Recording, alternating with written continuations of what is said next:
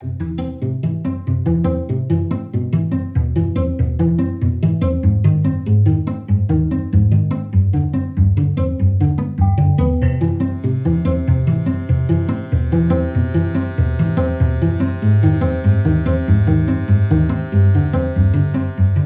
mon père, comme mon grand-père et mon arrière-grand-père, je me lève le matin assez tôt pour aller aux Halles de Rungis et pour acheter mes fleurs.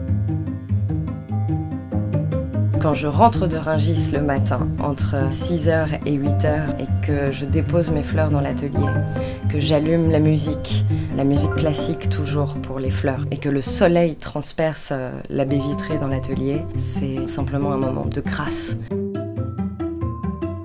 Cet atelier, c'est l'atelier de peinture de mon grand-père. Il faut savoir que mon grand-père, il était boucher, mais il était aussi passionné de peinture, de littérature, de poésie, de porcelaine. Tous ces outils sur les étagères, ça me rappelle simplement d'où je viens, qui je suis. Et c'est un bonheur, c'est un endroit qui a beaucoup d'importance. J'ai décidé de créer Nu à un moment de ma vie qui était très fort et très difficile. Juste avant d'embaucher au mois de septembre dans cette boutique, j'ai perdu mon grand frère.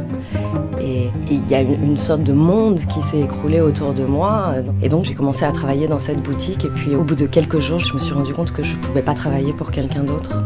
Il fallait absolument que je m'exprime moi, parce que je m'étais rendu compte que la vie était tellement courte. Qui j'avais envie d'être, et j'étais pleine de rêves, pleine d'envie, j'avais beaucoup d'inspiration, beaucoup d'énergie. Et Nu, c'était une façon de dire je vais être moi-même.